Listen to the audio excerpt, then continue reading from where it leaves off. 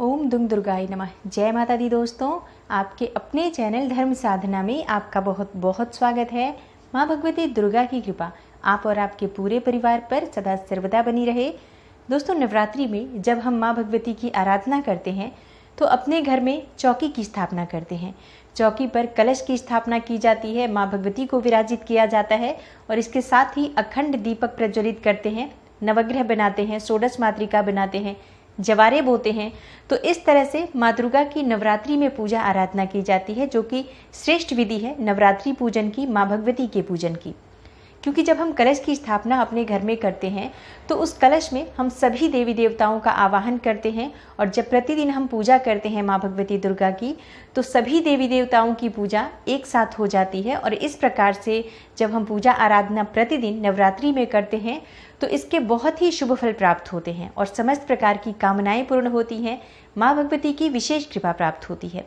तो कलश की स्थापना सबको ज़रूर करनी चाहिए, लेकिन अगर किसी भी कारणवश आप कलश की स्थापना नहीं कर पाते हैं, कोई भी वजह हो सकती है कलश ना स्थापित करने की, आपके पास समय ना हो, क्योंकि जब घर में हम चौकी की स्थापना करते हैं, कलश की स्थापना करने के बाद जब हम अखंड दीपक प्रज्वलित करते हैं तो ऐसे में घर को खाली नहीं छोड़ना चाहिए, ये भी शास्त्रों में लिखा गया है।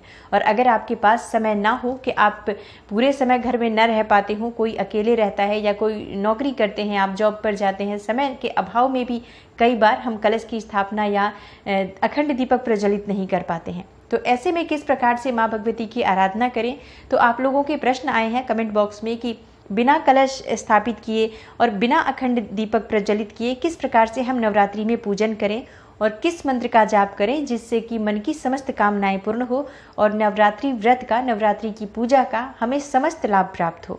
तो आज की वीडियो में मैं आपके इसी सवाल के बारे में बात करने वाली हूँ, इसी विषय पर आज हम चर्चा करेंगे। तो वीडियो को पूरा ज़रूर देखिए, और अगर आपको आज की वीडियो अच्छी लगे तो लाइक ज़रूर कीजिए, शेयर कीजिए फैमिली फ्रेंड्स के साथ। और चैनल पर पहली बार आए हैं, अगर अभी तक आपने मेरे चैनल को सब्सक्राइब नहीं किया है तो चैनल को सब्सक्राइब करके बेल बटन को ज़रूर प्रेस कर लीजिए। इससे ये होगा कि इस चैनल पर अपलोड होने वाली नई वीडियोज़ की नोटिफिकेशन आपको सही समय पर प्राप्त हो जाएगी। दोस्तों, जैसे मैंने पहले बताया कि कलश की स्थापना हमें ज़रूर करनी चाहिए अगर संभव हो तो, लेकिन अगर कलश की स्थापना नहीं कर पाते हैं तो भी मन में किसी प्रकार का संशय नहीं रखना चाहिए। जब हम पूजा करते हैं तो माँ भगवती हमारे भाव देखती हैं, हमेशा भक्तों के भाव की प्रधानता होती है। और अगर हमारी भावनाएं प्रबल हैं, हमारी भावनाओं में सच्ची श्रद्धा है, भक्ति है, तो हम थोड़ी सी भी पूजा करें, थोड़ा सा भी मंत्र जप करें अपने समय, अपने शक्ति सामर्थ्य के अनुसार, तो माँ उससे अवश्य प्रसन्न होती हैं। और नवरात्रि के व्रत का भी हमें संपूर्ण लाभ प्राप्त होता है और पूजा का भी संपूर्ण लाभ प्राप्त होता है। क्या करना चाहिए अगर हम कलश की स्थापना नहीं कर पाते हैं तो पूजा किस प्रकार से करें? देखिए, आप अगर कलश की स्थापना नहीं भी कर पाते हैं तो भी आप व्रत धारण कर सकते हैं। और हाँ, अगर आप व्रत भी नहीं कर रहे हैं नवरात्रि में तो भी आप प्रतिदिन सुबह शाम दोनों समय माँ की पूजा आराधना करते हैं तो इतने मात्र से भी माँ की कृपा आपको प्राप्त हो जाती है। किस प्रकार से पूजा करनी चाहिए? देखिए, एक तो नवरात्रि में कुछ ज़रूरी बातें हैं जिनका ध्यान रखना बहुत आवश्यक होता है। जैसे कि सुबह बहुत जल्दी उठना चाहिए, मतलब सूर्योदय से पहले उठ जाना चाहिए हमें। अगर हम व्रत कर रहे हैं या फिर नहीं भी कर रहे हैं, सिर्फ माँ की पूजा आराधना भी कर रहे हैं, माँ की विशेष कृपा चाहते हैं, तो सूर्योदय से पहले उठ जाएं। ब्रह्म मुहूर्त में उठे तब तो और भी अच्छी बात है, लेकिन सूर्योदय से पहले ज़रूर उठ जाएं। स्नान इत्यादि करने के बाद माँ की पूजा आराधना करें।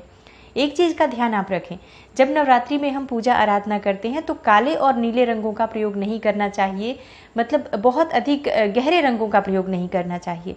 तो ऐसे में माँ की पूजा के लिए जो सबसे विशेष रंग माना जाता है लाल रंग, जो माँ को बहुत प्रिय है। तो लाल रंग पहनकर अगर आप पूजा आराधना करते हैं तब तो सर्वश्रेष्ठ है।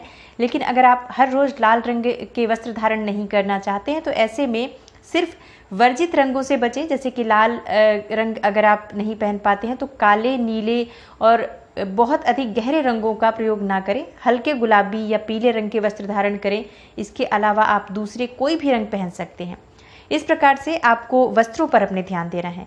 दूसरा, जब आप मंदिर में पूजा करते हैं प्रतिदिन की, जो अपने घर के मंदिर में जब आप पूजा करते हैं तो ये ध्यान रखें कि अगर आपने माँ की चौकी स्थापित की है या फिर जो मंदिर है उसी मंदिर में माँ की मूर्ति या प्रतिमा विराजित है, वहीं पर जब आप शुद्ध घी का दीपक प्रज्वलित करते हैं तो शुद्ध घी का दीपक कम से कम इतने देर तक अवश्य जले जितनी देर तक आप पूजा कर रहे हो, मंत्र जप कर रहे हो, उसके बाद तक वो जलते रहना चाहिए। मतलब आपकी पूजा के समय आपका दीपक बुझे ना, इस बात का ध्यान रखें।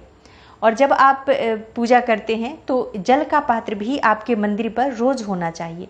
सुबह जब स्नान इत्यादि करते हैं, पूजा की तैयारी कर रहे हैं, तो एक साफ शुद्ध जल का पात्र भरकर माँ दुर्गा के दाईं तरफ रख दीजिए। दाईं तरफ मतलब ईशान कोण में, चौकी के ईशान कोण में ही जल का पात्र रखा जाता है, तो शुद्ध जल रखना चाहिए। गंगा जल मिश्रित हो तो और भी अच्छी बात है। और उस जल में आप एक लाल फूल डाल दीजिए, माँ के सामने रख दीजिए। अब आपको क्या करना है, सुबह जब आप ये जल रखेंगे तो अगले दिन सुबह इस जल को आप बदल दीजिए, या चाहे तो शाम को भी बदल सकते हैं। जैसे शाम को आप इस जल को किसी पौधे में या तुलसी के गमले में डाल दीजिए और दूसरा जल साफ शुद्ध जल भरकर शाम के समय जब पूजा करते हैं तो शाम के समय भी रख दीजिए।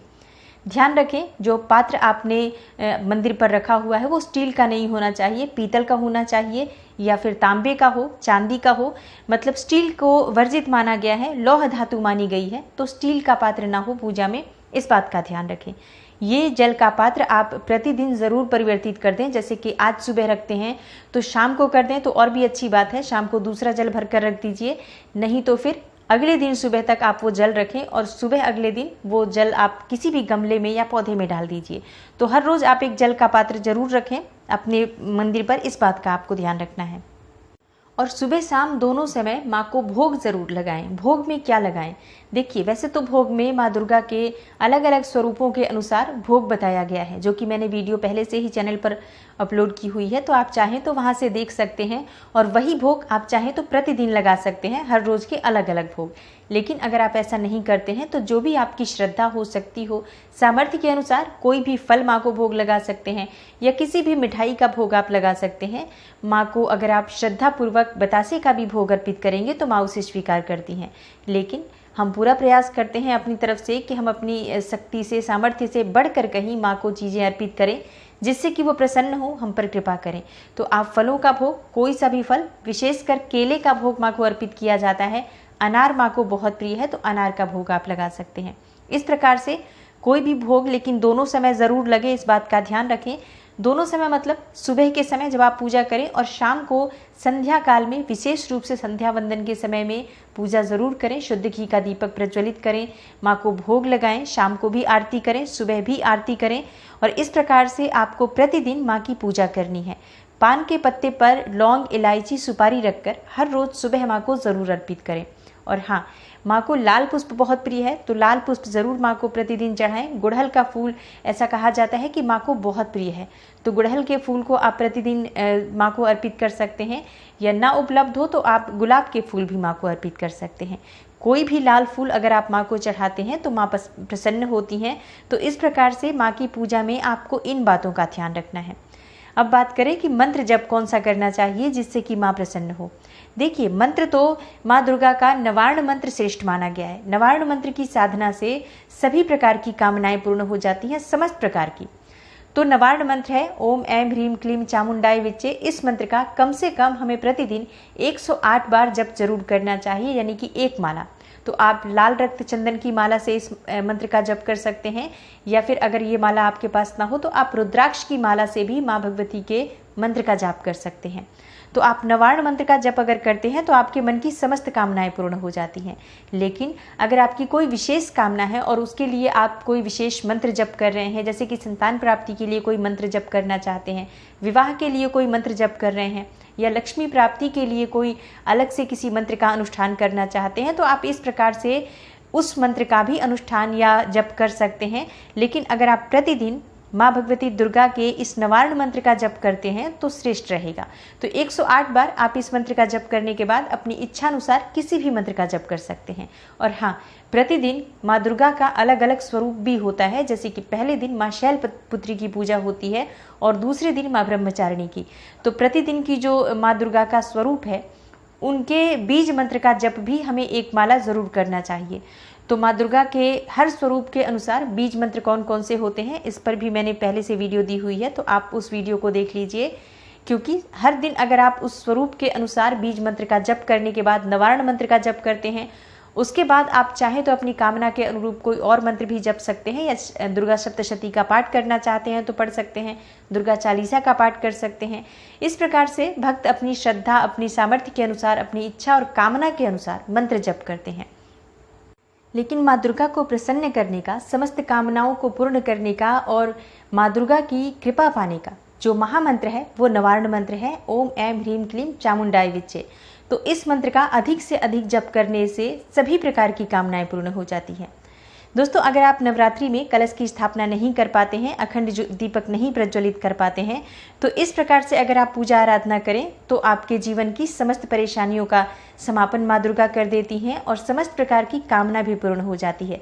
बस इन बातों का ध्यान रखिए कि प्रतिदिन आपको जल का पात्र जरूर माँ के सामने रखना है और इसके साथ ही दोनों समय शुद्ध घी का दीपक प्रज्वलित करना है, दोनों समय भोग लगाना है, दोनों ही समय माँ की आरती करनी है। और घर में कपूर और लौंग की आरती जरूर कीजिए, जिससे कि नकारात्मक ऊर्जा दूर हो, तो आपके घर में सकारात्मक ऊर्जा की वृद्धि होगी, माँ लक्ष्मी का स्थायी वास आपके घर में होगा। नवरात्रि की मेरी तरफ से आप सभी को बहुत बहुत शुभकामनाएं। माँ दुर्गा आपकी सभी कामनाओं को पूर्ण करे, सबका मंगल हो, ऐसी शुभकामना है मेरी तरफ से आप सभी को। तो आशा करती हूँ आज की वीडियो से आपको लाभ अवश्य होगा, और अगर आपको आज की वीडियो अच्छी लगी हो तो लाइक ज़रूर कर दीजिए, शेयर कर दीजिए फैमिली फ्रेंड्स के साथ। और चैनल पर पहली बार आए हैं, अगर अभी तक आपने मेरे चैनल को सब्सक्राइब नहीं किया है तो चैनल को सब्सक्राइब करके बेल बटन को ज़रूर प्रेस कर लीजिए। इससे ये होगा कि इस तरह की सभी वीडियोज़ की नोटिफिकेशन आपको सही समय पर प्राप्त हो जाएगी। मैं मिलती हूँ आपसे अगली वीडियो में, तब तक के लिए नमस्कार।